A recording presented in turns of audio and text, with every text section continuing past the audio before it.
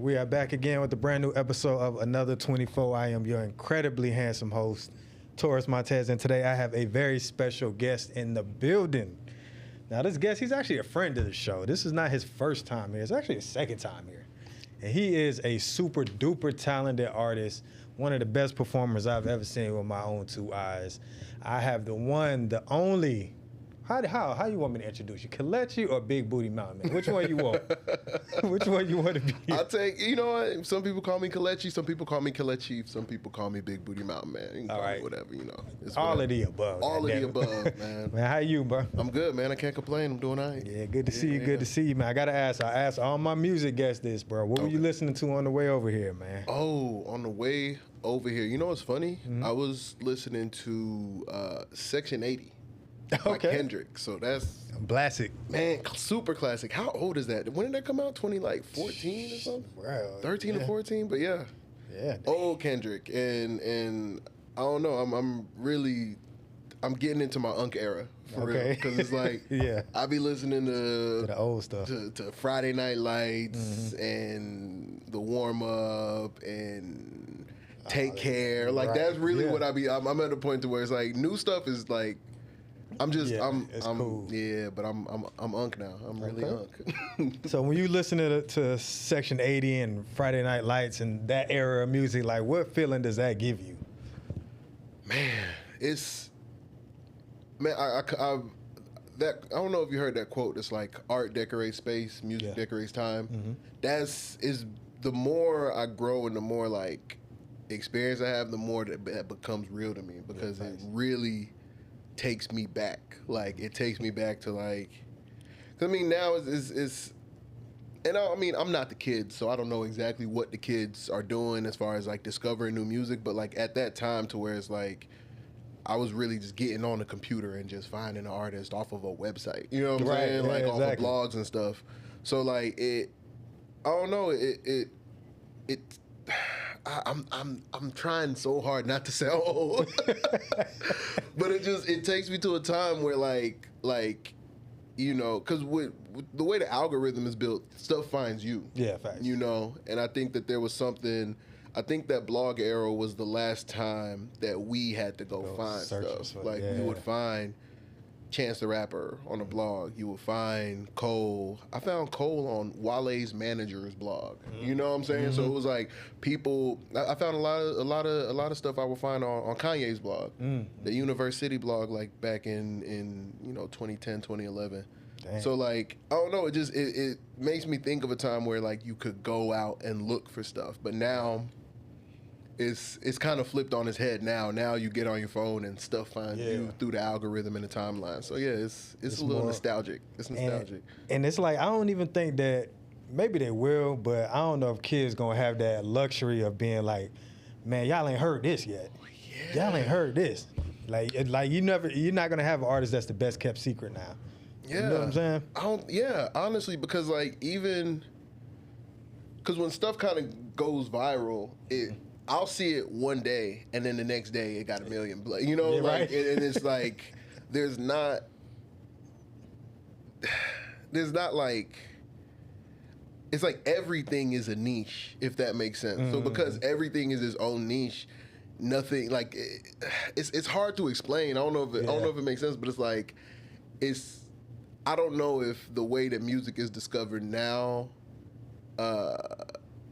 Not even to compare or rival it, but I don't know if it can I don't know if you can find something. Anything that is a best kept secret don't stay best kept for long. Right. You know, and there's no such thing as like regional sounds anymore because like everything's all on the same internet. It's a different time, but like I'm trying not to sound old. Right. I'm trying to make sure I'm with the times and stuff, but like, it is what it is. It's just different. It's just different. It's just different. It's like I think it's like if you have a taste palette, right? Yeah. Like when some people like sweets, some people like salty food, right? Some people like bitter, sour, whatever it is. I think it's the same for our ears, man. It's just like your ears are just trained to like a certain sound or a certain formula of music. Yeah, and also like even to go down on your metaphor a little more, like it's like people have different consumption habits. So some people, they snack all day. Some people sit down and eat a whole meal. Some people, you know what I'm saying? And it's similar like that now. I feel like nowadays with the way that media is all in one place, it's like people, you snack all day. You scroll, you take 30 seconds here, you take 30 seconds here. And like I realize because I think culture has changed a lot, it is more difficult to get people's attention. Because people aren't looking anymore. People are waiting to be found. You know what I'm saying? So yeah, true. Dang.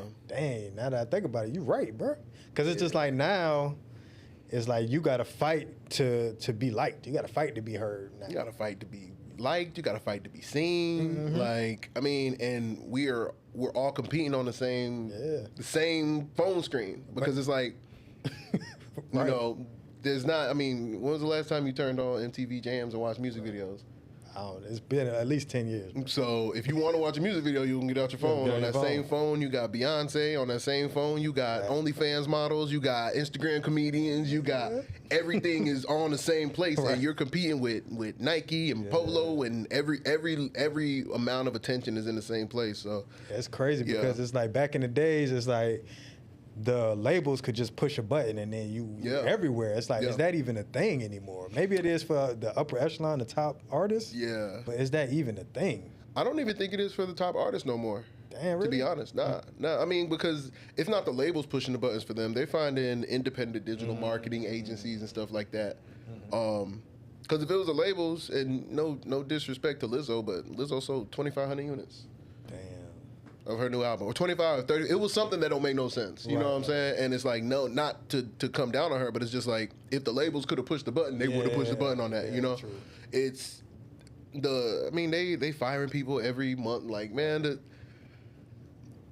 in the music industry, at least, I think that it's going through, or we're at the tail end of it, going through a weird economy to the where, like, it's all the attention business. Everything's the attention business. So like these like old institutions that have relationships with, you know, it's like the labels got relationships with the agencies, and the agencies got relationships with, you know, the Rolling Stones and the Billboard magazines, all that stuff. Like, it kind of don't matter no more because you can go straight to the consumer. You can go straight, you know, if you can cut through the noise of the algorithm, you could get attention.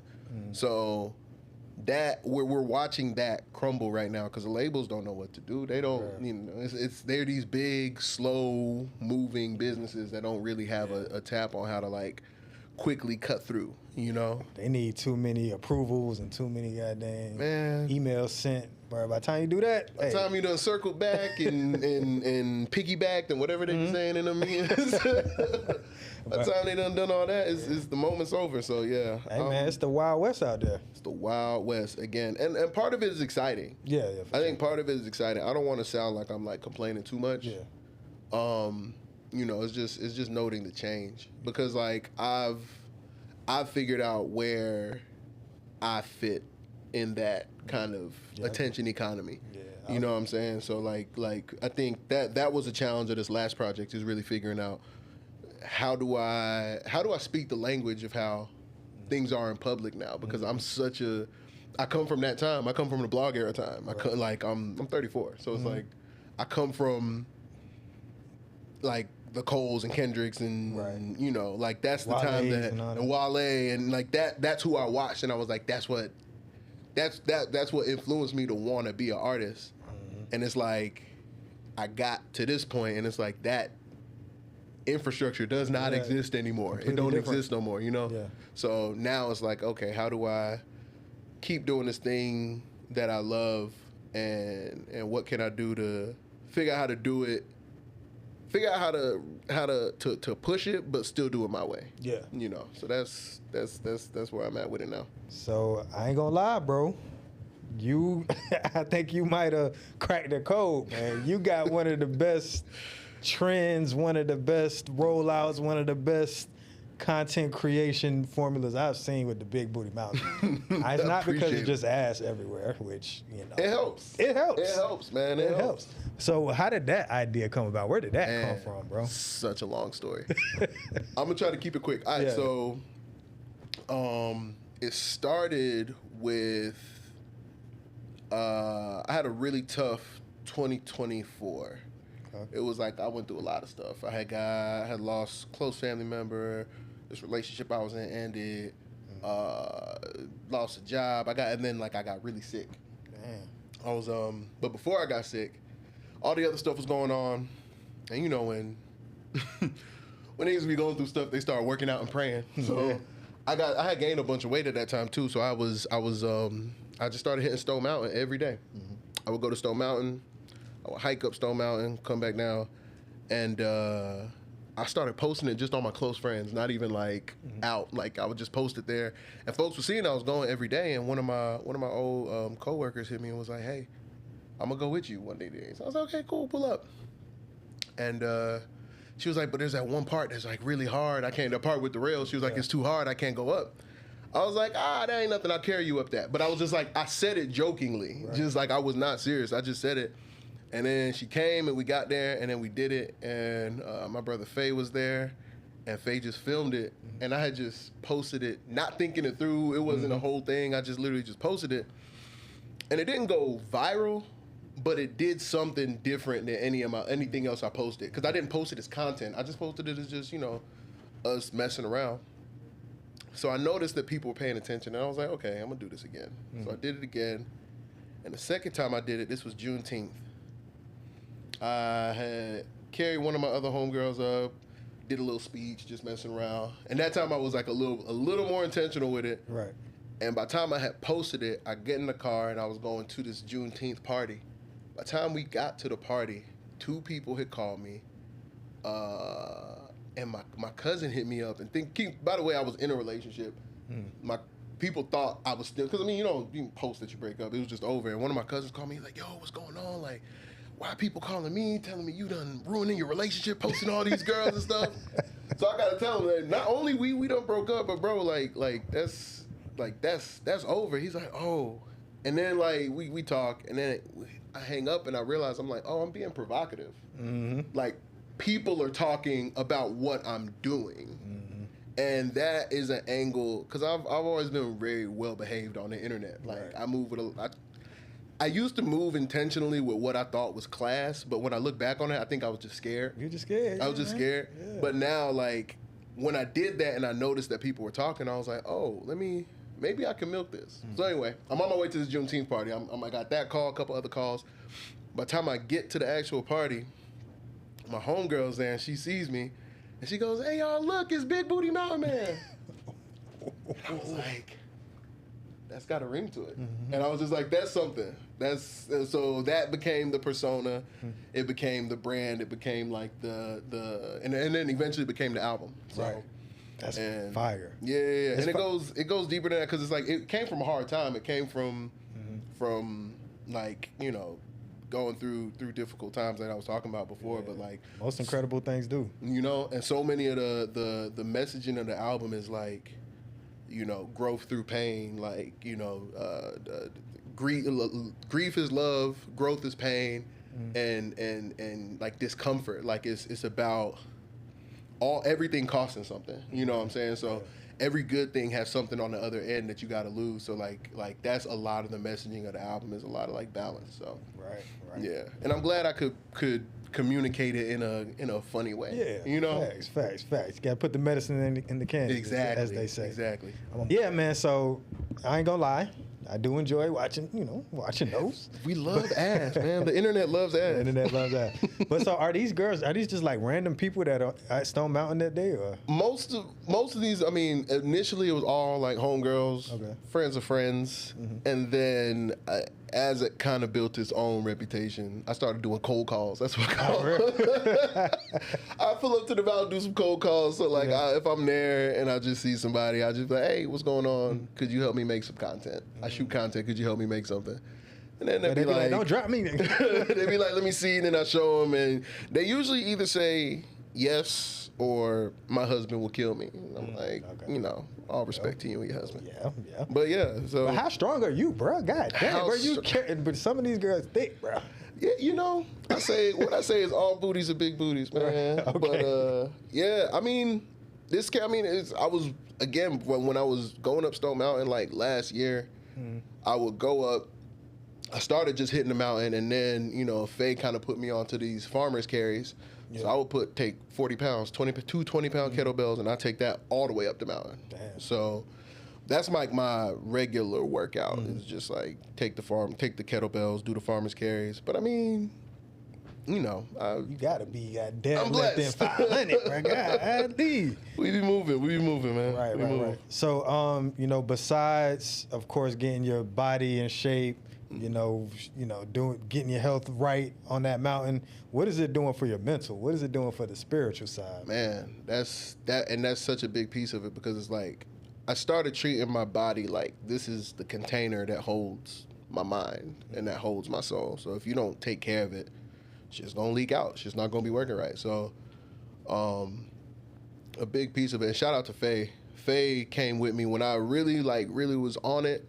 When I first started working out, I think I hit the mountain 60 or 70 days in a row, back to back, no rest days. And that was less about the health part, and it was all mental. Yeah, Stone Mountain is kind of treacherous, bro. Like it's a hard climb. It's never easy. Let me not make it seem like it's never easy. But yeah, like the discipline of doing something difficult and uncomfortable back to back, I think that it forms your mind a certain way, you know. And I also, from a spiritual standpoint, like I ended up converting to Islam, like during last June, because me and Faye, we would climb up, I'd go up, I'd pray and meditate, and I would see him, he would do his prayers and everything, and like that kind of like introduced me to, not introduced me, because me and me, we've been cool for like 20 years, but like I think it introduced me to the practice, because we were doing the same thing every day, and I was seeing him incorporate the spirituality side into it, so it was beautiful. So that it's a whole lot, and it's so funny that like there's this comedic kind of horny element to it, because it's like ass and funny and speeches, but it's like for me it's a really kind of deep, important thing. But like I like to be able to me it takes the pressure off of having to communicate it in a way that like shows the seriousness, because the seriousness is for me, right? Exactly. You know, it could be entertainment for everybody else. So, I guess, you know, beyond Big Booty Mountain, man, you are an exceptional rapper, bro. I'm not even gonna lie to you. Thank you, man. So, you know, for the people who don't know, because, you know, y'all got to go watch our first interview. We talked about a lot of the origin story and all of these things. But how has, you know, your approach to music changed, you know, as the landscape of social media, the music industry has changed? That's a good question. My approach to music hasn't changed a ton. The music itself. Right. Maybe my songs have since maybe in the last like 5 to 6 years, they've gotten shorter. Okay. But like other than that, like I just make the music. You know, I try to keep the promotion side out of it. I try to keep the marketing side out of it until the song is made. Now, as far as the promotion side of it, as far as like what's the rollout going to be, what's the marketing going to be, like how am I going to communicate it, that has changed a lot, because like we said earlier, people don't go out trying to find something. Right. So it's like, how can I make this find somebody? So I think about the imagery behind what I do content-wise for the rollout. It's like we said, everything's a niche. So what are the niches? I'm like, there's fitness. There's a comedy. There's the horny niggas on the internet looking at ass on the internet. There's hip hop purists. There's hip hop. There's hip hop. There's anime. Like I watch Dragon Ball Z all the time. Right. So and Dragon Ball Super. So I watch it all the time. So it's like these are online communities. These are where people converge. These are the intersections on the internet. So it's like if I want people to come to me, it's like I gotta create the things for them. Because Kelechi's not a niche yet, right? You know, but all these other things are niches, and if I place myself there, and people see that it's authentic, they'll pull up. Right. So that is such an insightful approach. So are you coming up with this strategy on your own? You got a team working with you? How are you figuring all this out? It is man. It's just, well, I mean, I'm working with rolling out for the distribution and management, but as far as like the concept and like the rollout strategy, it's just me. And I can't even take full credit like I came up with it fully, because like even with the story, it was like it kind of came to me, and I just I was just listening, when it came to me. So like but as far as I think the thing that helps me, and I think a lot of artists, they'll see content, and they think marketing, and they think it's kind of a burden. Yeah. And I think that, like, for me, I try to make that into art itself. I try to make that into something that people can experience. I try to make it creative for me, because then it can be fun, and then I don't get tired of it. Right. So the whole even after I already kind of know what I'm doing to like incorporate my life stuff into what I'm doing after Big Booty Mountain Man, and so it's like there's I just try to keep it fun. Yeah.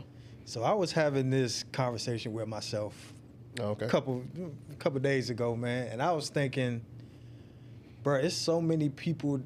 Like, I feel like I have a lot of things in place for me to really just go to the next level, whatever that may look like for me, which I probably should define that, which might be part of the problem. But anyway, I feel like it's a lot of people that's doing so much more with less than what I have, right? Okay. And I think that a lot of that just comes from me trying to, be kind of humble, keep that humility layer in there. But is that really holding me back? That's the battle I'm fighting with right now. Yeah. Like, do I pop my shit or do I stay humble?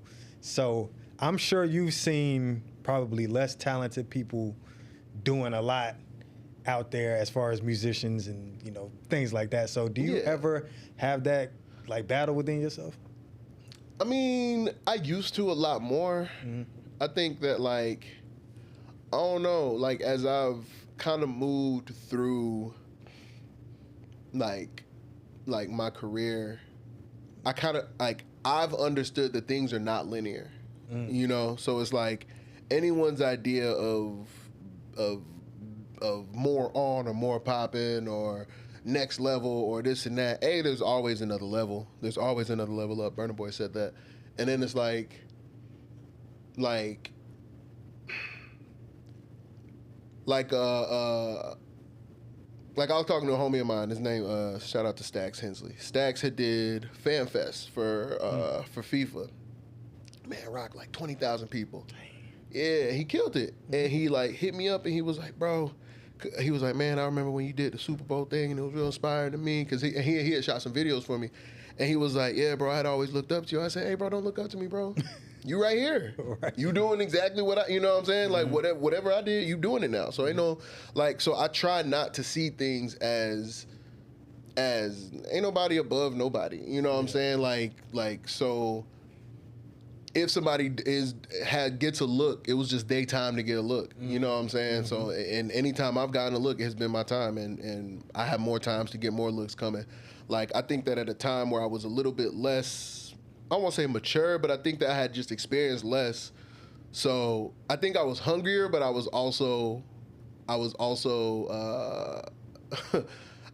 think I had a developed perspective. Now I kind of see everything as just what it is. So nah, man, anybody who's doing their shit, I'm happy for them. Yeah, because can't nobody do what I do.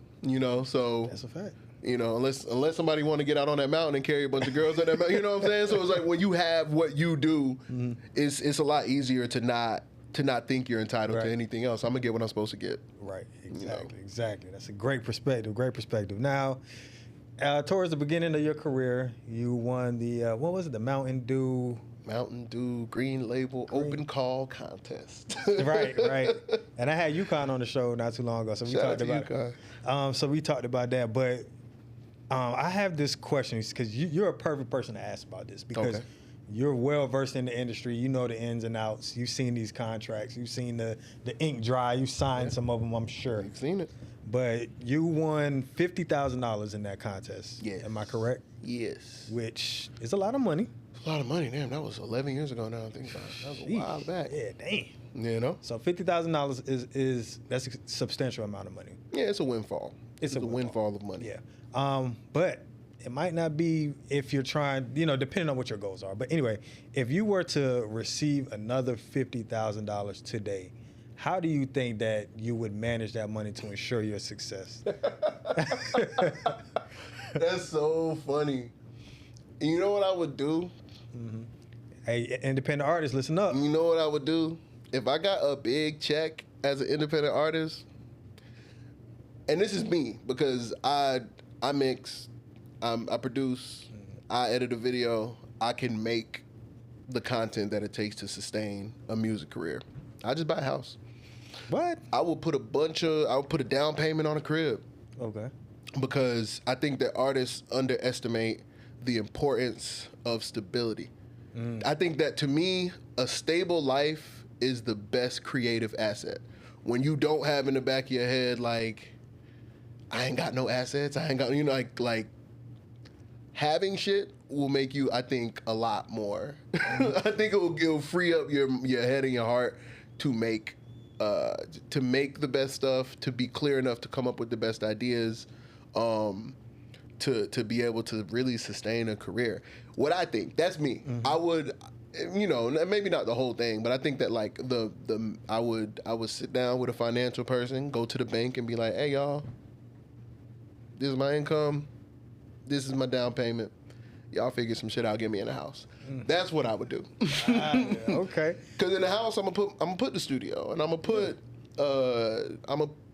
have a set to do stuff like this. I buy some cameras. Of course, right. What I would do, and of course it's a crib, but more so, I guess, to put it in like arts and industry, I would make sure I purchased a space to be able to facilitate the career rather than buy access to the stuff.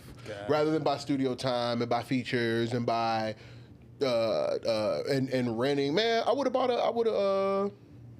have much rather bought either a Sprinter or because we was renting vans and Sprinters and stuff. Like, looking back on it, I would have much rather bought one, true. And then rented that out when I wasn't using it. Right. So it's more so like, I say buy a house, but like what I mean by that is buy the infrastructure to facilitate the career rather than pay for access, because you can run out of bread. So you'd rather just stabilize your lifestyle. Stabilize. So that way you can just wake up, roll down the stairs, go down the stairs real quick, go in the studio, and everything you need. Okay. So that you wouldn't even buy any promo, you wouldn't buy ads, marketing, none of that? Gotta be honest with you. Mm-hmm. You don't need it? With this Big Booty Mountain Man shit, I didn't buy a single ad. Damn.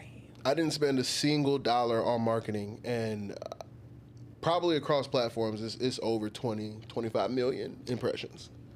Wow. The thing that and maybe I might spend a little bit of it, but like I really understand, like, from what's the first on the screen to how you word things. Even in my most viral one, I started saying like you, because you see, when you talk to the camera and you say you, people feel like they're looking at their phone, you're talking to you. So I don't know. Mm-hmm. I think like, is marketing important?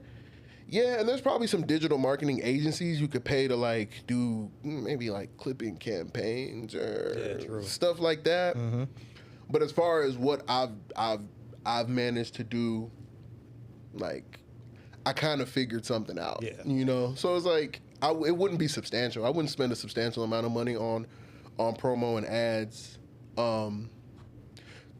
So I say maybe I'm backpedaling a little bit. Like, to bring people in to just like Kelechi, the person, like, nah, I wouldn't spend any money on that. But then it's like to redirect, like, because I've learned a lot about ad spend and stuff like that. So it's like, I would never advertise to the general internet. I think that's a waste of money. Call out the people who you advertise to the people who already follow you. Advertise to the people who, because it's like a way smaller pool, and it ends up being a lot more valuable per click. Yeah, because they following you, so that's already they already bought in. They already bought into the campaign at some capacity.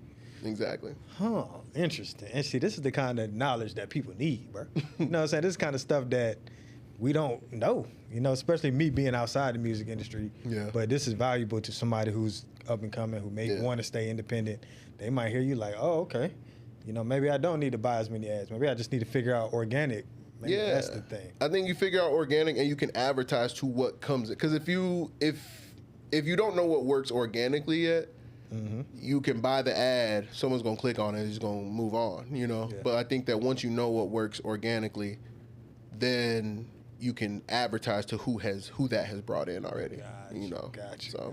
Okay, yeah, that makes sense.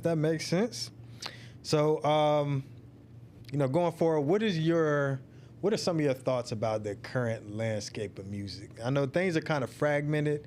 Like we said, it's niches all over the place. And it sounds like you're kind of a little bit removed from some of the newer stuff. Yeah, I mean, like I said, man, in the music industry, I think is functionally dead. I'm retired from the music industry. I think that there's the attention industry, and if you're out here trying to get attention, like I said, it's like Beyonce, Nike, Polo, Audi, OnlyFans models, and Kevin Hart are all competing on the exact same platforms.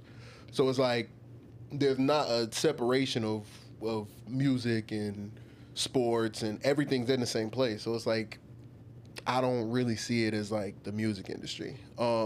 Because I'm musically talented and I have the desire to be a professional entertainer, it's like I'll participate. Right. You know, that's kind of how I see it.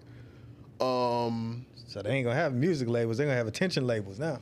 Yeah, I mean, if I had to think of what it would look like in the future, it would be I'm surprised. Actually, I'm not surprised.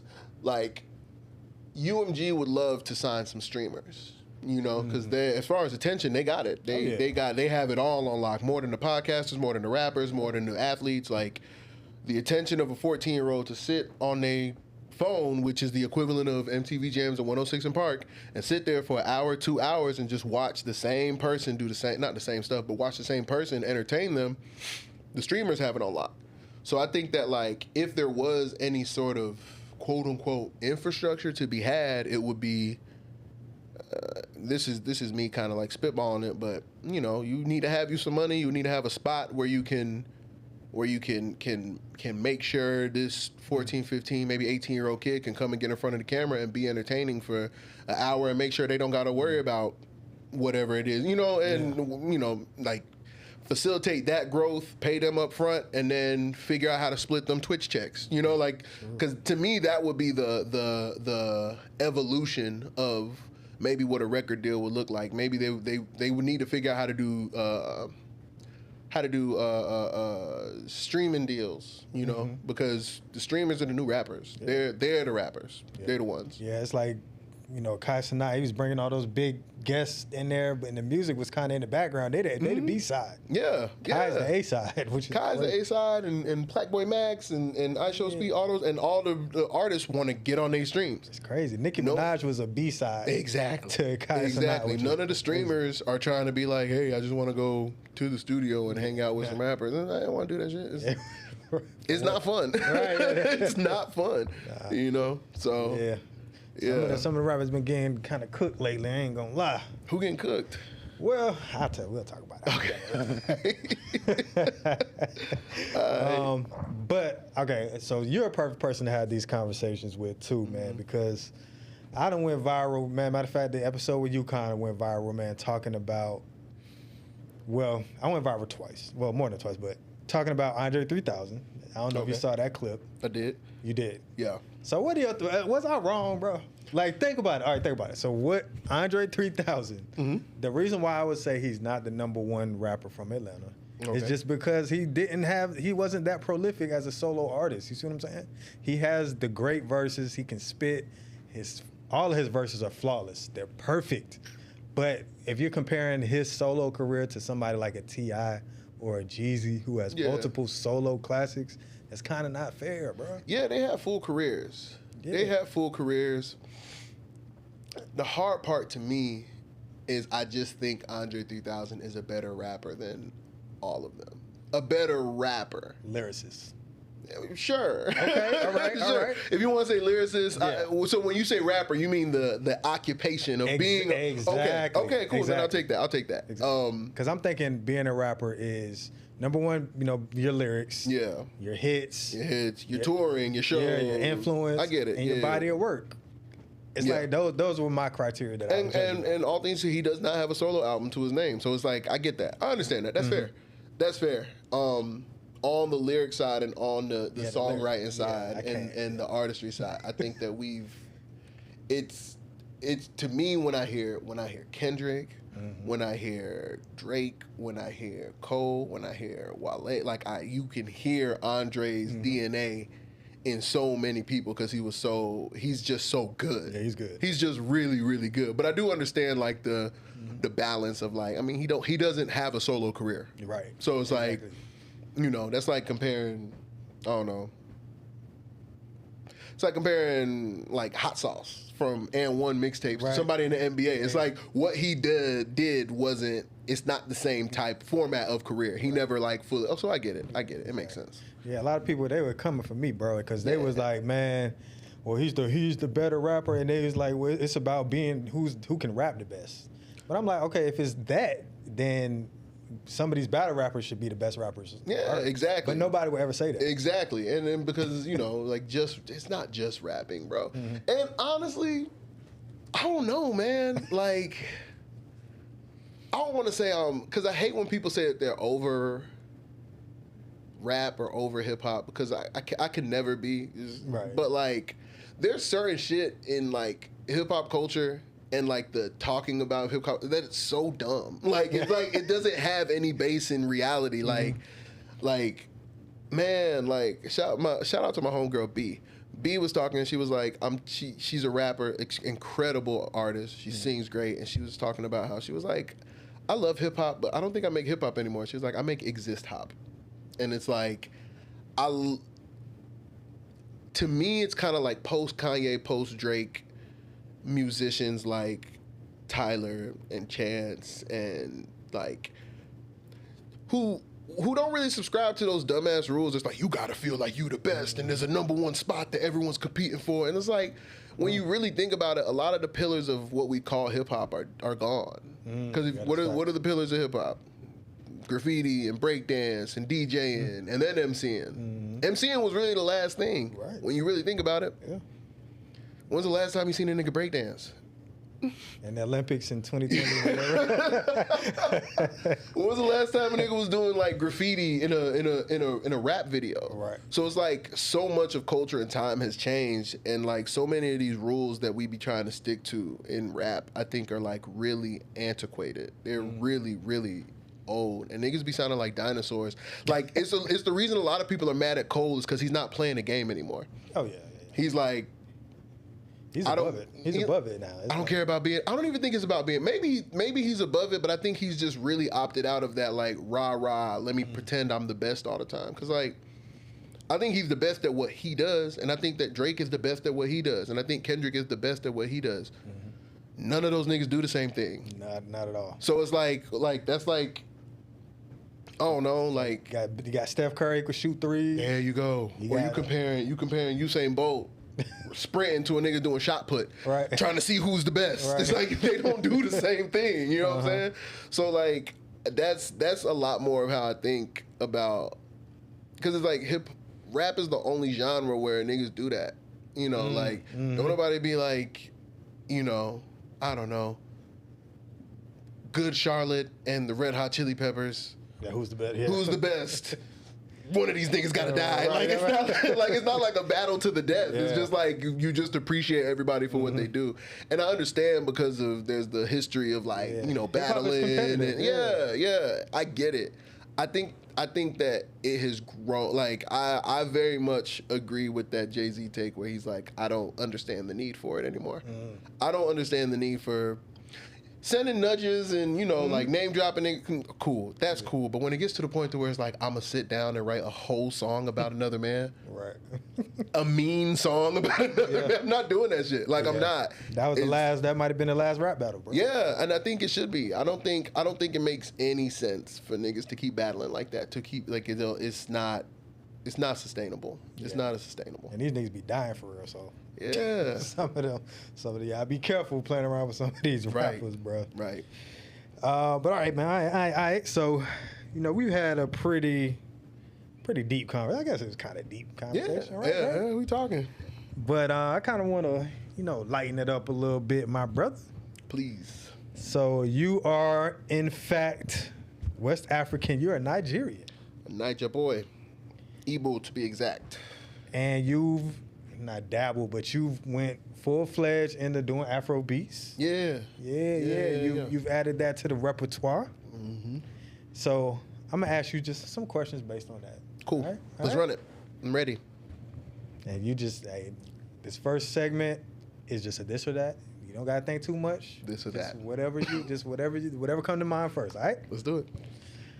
All right, Burna Boy or Kendrick Lamar, Afrobeats versus hip hop. This what we doing. Burna Boy versus Kendrick I gotta Lamar. say Burna, and I know some niggas gonna be mad at me, but I gotta say Burna, bro. Why you going Burna over Kendrick? So here's the thing. Because, like, I think Burna could do what Kendrick do better than Kendrick could do what Burna do. That makes sense. Okay, they both can sing and rap. They both have and can hop in like different pockets. But Burna's voice is incredible. I think that like it's not fair. Yeah, and it's to me there's a lot more worldly diversity because Burna can really rap his ass off. Like he can really rap. But then it's like what he could do on the other end is like kind of unrivaled. So. Yeah, Kendrick be scaring the hoes, bro. Kendrick also be scaring the hoes. He do. He be scaring the hoes. I had Wizkid or Drake. Wizkid or Drake. I'm gonna say Drake. Okay. I'm gonna say Drake. Ooh, this is tough. All right, Davido. That's how you say it, right? Davido. Yeah, Davido. Davido. They say it all kinds of ways. All right, Davido or Future. You really breaking my heart. You got to think, bro. You got to think about this, man.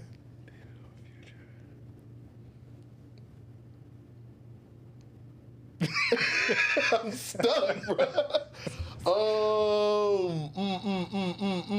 I'm gonna give it to Davido. I'm gonna give it to Davido just because he's a better performer. Whoa, live. Okay. Because of the live performance. I'm gonna give it to him. Damn, that hurt. That hurt. All right, yeah, some of these I'm gonna need help pronouncing. Mm-hmm. All right, Asake. Yeah. Or Young Thug.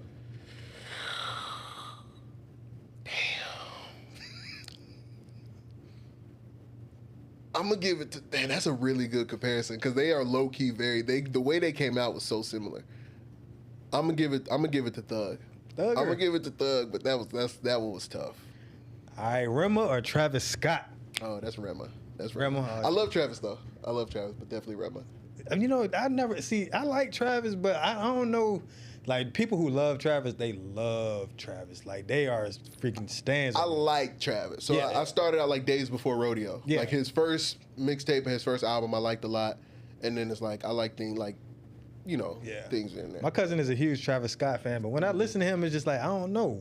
I don't know what he be talking about sometimes. Yeah, but me neither. That's here nor there. Tim's or SZA? Damn.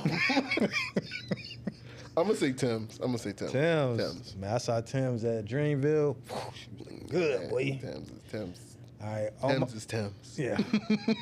On My Lay or Rod Wave? I'm gonna say On My Lay. On My Lay. All right. Fireboy DML, you know who that is? Yeah. Or Lil Baby? I'm gonna give it to Lil Baby. I know more Lil Baby stuff than I do Fireboy, but Fireboy's great. Shout out to Fireboy. I toured with Fireboy. Okay, shout out to Fireboy. Yeah. Fireboy. All right. Let's see. Ira Star. Mm-hmm. Or Doja Cat? I'm gonna give it to Doja. Doja, okay. I'm gonna give it to Doja. All right, CK or The Weeknd? Oh, it's The Weeknd. The Weeknd? It's The Weeknd. All right, God damn it. I'm gonna help you out. All right, you got it's Buju? BNXN? Oh, that's Benson. But he used to go by Buju, and then he changed his name to Benson. Benson. Yeah. All right, Benson or Brent Faiyaz? I don't listen to a ton of Brent, so I'm gonna have to give it to Benson on that one. Okay, all right. Yeah. These are good comparisons though. Like when I think of you doing good with these. Yeah. All right, Adumadu Black. You know that? Oh, Odumodu Black. Odumodu Black. Odumodu Black. Yeah. Or 21 Savage.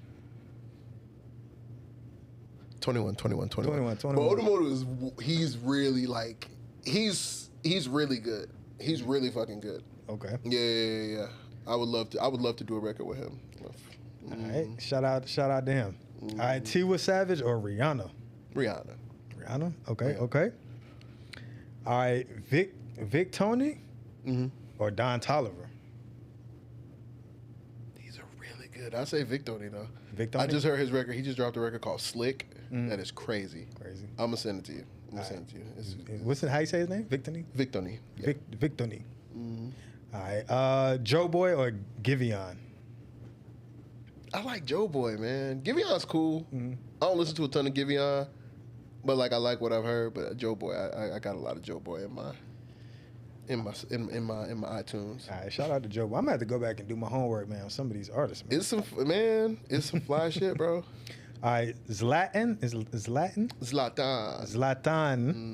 Zlatan, my bad. Zlatan or Lil Durk? Probably Durk.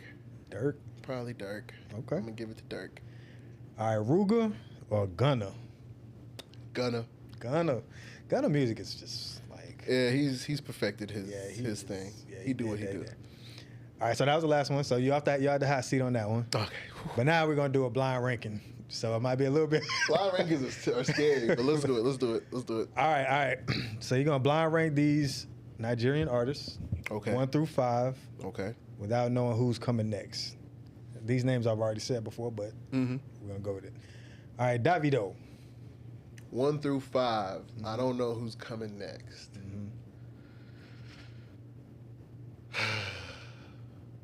Man, his fans they gonna come for my head, but I'm gonna put him at number 4. Okay. Wizkid. See, and I'm gonna put Wiz at number 2. Well, yeah, I'll put Wiz at number 2. Wiz at number 2? Yeah. All right, Rema. You got 1, 3, and 5. 1, 3, and 5.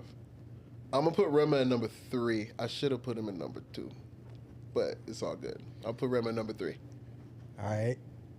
How you say it? Ashake. I'm gonna give Ashake number 5. Smart man, because Burna Boy is number 1. It is. Burna Boy was the last one, so you did good. It is. You beat the blind ranking, man. A lot of people, you can't lose, but a lot of people want to switch their orders. I be trying to. I try to hedge it a little bit. Yeah. I think I would have preferred if I could do it I would want Rema to be number 2, because in my head, Burna's a favorite of mine, but in the same way that you got the whole big 3 in hip hop, they got the big 3 in Afrobeats as well. In African music, and it's I'm ready for that shit to be over. Really? I think it's tired. I think that the concept of only a few artists dominating a genre gets stale and it gets boring, and it gets to a point to where it's just a bunch of fan bases arguing with each other, and it'd be and it's people acting like these niggas aren't great just because they're defending who their favorite is. It's Drake is great, Kendrick is great, Cole is great. Why are y'all arguing with each other? Just enjoy it. Enjoy it. Hey, they might really be the last superstars, bro. Oh yeah, we're not seeing nothing like this ever again. It's Michael Jackson was the last of his kind. Drake might be the last. Yeah, we in a post-Drake era right now. Yeah, facts. Yeah. Facts. Yeah. All right, man. So this show is called Another 24. And the reason why it's called Another 24 is because, that's the biggest blessing that we can get. The whole world, everybody on earth can, relate to that. Everybody wants another day to, you know, chase their dreams or hug their family or, you know, to just live. Because if you ain't got another 24, you ain't got nothing. Right. But there may be a young man. He may be in Lagos. He may be in Marietta. He may be in L.A. Right. Who knows? But he's watching you. He's seeing everything that you're doing. He wants to carry big booty girls up a mountain too. He wants to be spitting that hot fire like you. But, you know, he might be struggling a little bit. He might be having a hard go at it. So if you could talk to this young man who's watching everything that you're doing, you can give him 30 seconds or so of encouragement. I want you to look at that camera and tell him what he need to do for his next 24. Man. So, if you got something bigger than what you're doing now that you want to do, I would say make sure you fall in love with the act of trying. Don't fall in love with what it looks like. Don't fall in love with people complimenting you. Don't fall in love with people being like, I'm trying to get like you, or, you know, I think the thing that made me, I loved making music when I was bad at it. You know, it wasn't good songs that made me love making music. It was the act of sitting and listening to the same thing over and over in my brain, getting in flow state and just enjoying the process. So, like, and I know it sounds like such a cliche thing to say, but just enjoy the process of doing what gets you closer to what you want. So it's like, if you want to be 50 pounds lighter, enjoy the process of picking good things to eat and working out. You know, don't worry about the scale and don't worry about looking in the mirror. Just enjoy doing the things that get you what you want. I think that that's the most important part. You know, you want to be married, enjoy being a good nigga to a woman. You know what I'm saying? Like, enjoy that. Enjoy the process of the result that you want, and don't sit around waiting on the result, because, you know, so many people, they get rich and tell you, oh man, I got all the money in the world, and I don't, you know what I'm saying? Once it gets to a certain point, it don't matter. It's not really about the result. It's about the process. There it is, man. There it is. Yeah, if you do the work, the results will take care of themselves. They will. So what's next for you, man? What can we be on the lookout for in the next coming months and years from Kelechi? Yes. So I'm doing a show for the World Cup Finals this Sunday. There's there's an event. Bro. Yeah, I just got that call yesterday. So Sunday there's the World Cup Finals. I'll be doing one of the events for FIFA there. Before the end of the summer, I've got some Big Booty Mountain Man group hikes I want to do. So we will be in attendance. Yeah, we gonna listen to music. You know what I'm saying? I'm gonna bring some of the Big Booty Mountain girls and, you know, go up Stone Mountain together and kind of be able to like talk the process of what the album means out to some of the people who are like supporting me and stuff. What else? Me and Faye working on a joint project. Okay. So we're finishing his album, and then we're going to put out a joint project. I already got the single done. Oh, yeah? Look at me smiling. It must be fire. So good. It's so good. It's so good. Yeah. So, but yeah, that's really it. And then it's just, you know, staying in people's faces. You know, that's the most of it, man. All right, man. We going to be supporting every step of the way, my brother. Much and love. Look, man, I appreciate you pulling up again. This was a great conversation. It was fun. Sorry I had to put you on a hot seat, man. But, you know. It's all good. All in the name of content, my brother. It's all good. Thank you, bro. All right, appreciate man. you. Yes, sir. Yeah, that was good. Smooth. That was a good one. Yeah, that was really